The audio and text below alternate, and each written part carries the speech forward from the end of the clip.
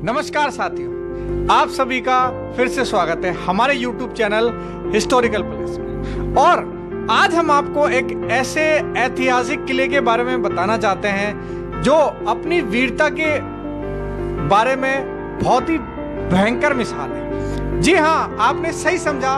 आज हम आपको एक ऐसे ऐतिहासिक किले जिसका नाम है कोंढाणा महल, कोंढाणा किला, उसके बारे में हम आपको बताना चाहते हैं। तो आइए हम विस्तार से शुरू करते हैं। इतिहासकारों के अनुसार 1649 में शिवाजी महाराज ने अपने पिता की रिहाई के लिए इस किले को आदिल शाह को समर्पित कर दिया था। 1665 में शिवाजी ने मुगलों के साथ एक संधि में 22 किलो समेत, जिसमें यह सिंहगढ़ का किला भी था, इसे मुगलों को लौटाना पड़ा था। परंतु शिवाजी महाराज मुगलों के बीच हुई इस संधि से बिल्कुल भी खुश नहीं थे और उन्होंने मराठों की सेना के साथ मिलकर इस किले पर दोबारा कब्जा करने का विचार किया था। और जब महल छोड़ते समय शिवाजी की मां ने जब अपनी जूतियां वहीं पर छोड़कर जा रहे थे, तो मुगलों के द्वारा कहे जाने पर मुगलों ने कहा कि अपनी जूतियां आप पहनकर जाओ। तो उन्होंने उसी समय शपथ ली थी कि अब मैं जूतियां तभी पहनूंगी जब इस कोंढाणा किले पर वापस भगवा लहराएगा। और इसी जगह से सिंहगढ़ के ऐतिहासिक युद्ध का आरंभ हुआ, जो युद्ध वीरता और बलिदान के लिए इतिहास के पन्नों में आज भी अमर है। और जिन साथियों ने हमारा चैनल लाइक सब्सक्राइब नहीं किया, वो जल्द से जल्द कर लें, क्योंकि हम आपको ऐसी ही जानकारी देते रहेंगे। और इस युद्ध को 4 फरवरी 1670 में लड़ा गया था। और इतिहासकारों की माने तो जिस समय ये युद्ध लड़ा जाना था, उसी समय तानाजी मालुसरे अपने पुत्र की शादियों में लगे हुए थे। और तानाजी मालुसरे और शिवाजी महाराज बचपन के ही मित्र थे और वे शिवाजी महाराज के ही सेनापति भी थे। युद्ध की खबर मिलते ही तानाजी ने अपने बेटे के विवाह को छोड़ युद्ध की ओर कूच कर दिया था। शिवाजी महाराज और तानाजी ने मिलकर युद्ध की रणनीति तुरंत तैयार की और इस तरह तानाजी मराठा सेना का नेतृत्व करते हुए युद्ध की ओर बढ़ गए।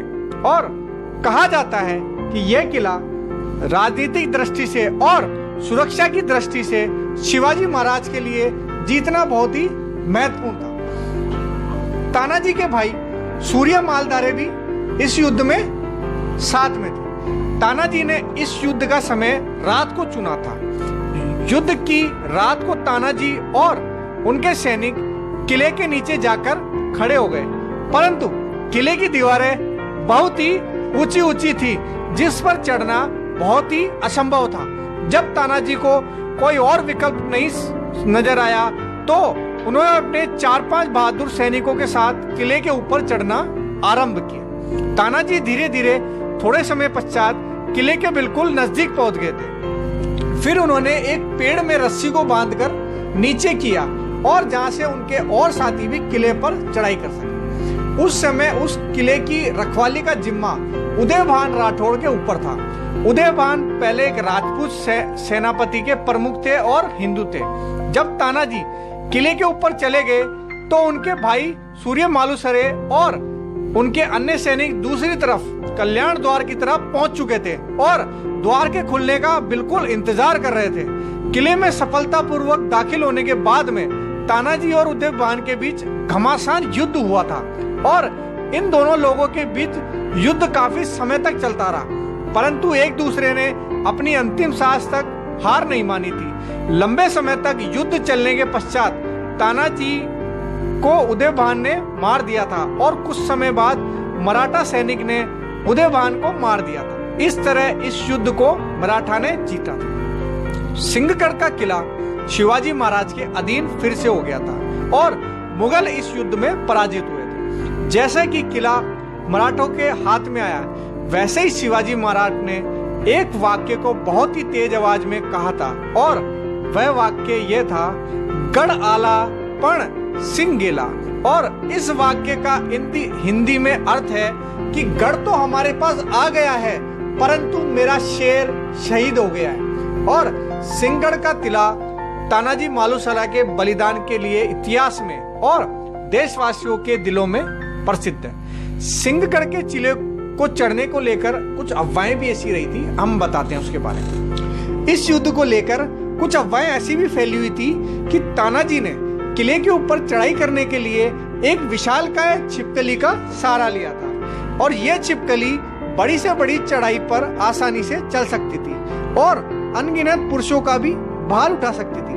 और ऐसा कहा जाता है इस छिपकली के ऊपर तानाजी ने रस्सी बांधी और जब ये छिपकली ऊपर चढ़ने लगी तो इसी के सहारे सैनिकों ने किले पर चढ़ना चालू कर दिया था। लेकिन कुछ इतिहासकार इस बात से सहमत नहीं है। एक लेखक हुए जिनका नाम था स्टीफर्ड गार्डन ने भी अपनी किताब में द मराठा राज में लिखा है कि किले पर चढ़ने के लिए तानाजी ने रस्सी का सहारा लिया था और इसी रस्सी के सहारे तानाजी और उनके अन्य सैनिक भी किले पर चढ़े थे। और अब हम आपको इस किले के बारे में बताते हैं कि इस किले का नाम कोंढाणा से बदलकर सिंहगढ़ क्यों रखा गया था। शिवाजी महाराज के परम मित्र और उनके सेनापति के रूप में कार्य करने वाले तानाजी ने सिंहगढ़ के युद्ध में अपनी वीरता एवं पराक्रम का भली भांति रूप से परिचय दिया था। शिवाजी महाराज के सपने को और सिंहगढ़ को मुगलों के शासन से मुक्त कराया था। इस युद्ध का श्रेय सिर्फ और सिर्फ तानाजी मालुसरे के ऊपर ही जाता है। उनकी मातृभूमि के प्रति बलिदान को देखकर शिवाजी महाराज ने इस किले का नाम बदलकर सिंहगढ़ रख दिया था। सिंहगढ़ नाम रखने का केवल सिर्फ तानाजी मालुसरे को श्रद्धांजलि देने के लिए ही रखा गया था और यही कारण है कि कोंढाणा के नाम की जगह इस किले का नाम सिंहगढ़ रख दिया गया। अब हम आपको और भी इंटरेस्टिंग चीजें इस जगह के बारे में बताते हैं। यहाँ पर राजस्थानी पद्धति में बनाया गया मंदिर जैसा घूमट दिखाई देता है। वहां पर छत्रपति राजाराम महाराज की समाधि है। मुगल सेनाओं को लगातार 11 साल तक टक्कर देने वाले राजाराम महाराज का निधन उम्र के 30वें साल में 2 मार्च 1700 में सिंहगढ़ पर हुआ था।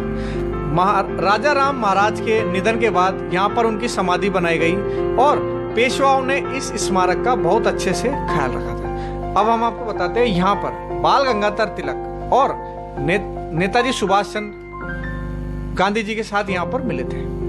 लोकमान्य तिलक के परपोते शैलेश तिलक ने बताया है कि तिलक को सन 1890 में सिंहगढ़ पर रामलाल नाइक ने विश्राम धाम खरीदा था। तिलक यहाँ पर गर्मियों के दिनों में 2 महीने तक रहते थे। यहाँ पर उन्होंने राष्ट्रवाद की संकल्पना याद आई। ऐसी ऐतिहासिक जगह पर लोकमान्य बाल गंगाधर तिलक ने आर्टिक्ट होम इन दी वेदांस इस ग्रंथ का लेखन किया था। लोकमान्य तिलक का गीता रहस्य प्रिंट भी यहीं पर 1915 में बनी थी।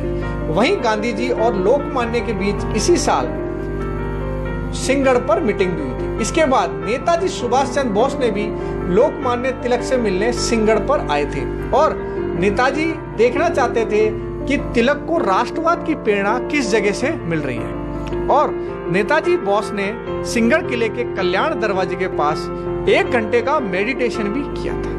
अब हम आपको बताते हैं ये जो किला है, इस किले में इसे एक म्यूजियम बनाया जाएगा जिसके बारे में हम आपको बताते हैं। शैलेश तिलक ने बताया है कि अब किले पर 8 करोड़ रुपए का खर्च करके एक बहुत ही बड़ा म्यूजियम बनाया जाएगा और उन्होंने बताया कि सिंहगढ़ पर डिजिटल टेक्नोलॉजी का इस्तेमाल कर इतिहास के बारे में जानकारी दी जाएगी। शैलेश तिलक के मुताबिक हर साल यहाँ पर लाखों पर्यटक आते हैं और उन्हें किले के इतिहास के बारे में सही मायने में जानकारी मिलने के लिए यह काम बहुत ही जल्द शुरू किया जाने वाला है। और यहाँ पर बरसात के मौसम में ये जो पुणे का सिंहगढ़ का जो किला है, इसका नजारा देखते ही बनता है और इस किले पर लाखों टूरिस्ट कोहरे और बरसात का लुत्फ उठाने के लिए दूर दूर से यहाँ पर पहुँचते हैं। साल भर यहाँ पर टूरिस्टों की भीड़ जमी रहती है और इस किले को कोंढाणा नाम से भी जाना जाता है। शिवाजी महाराज के सरदार तानाजी मालुसरे ने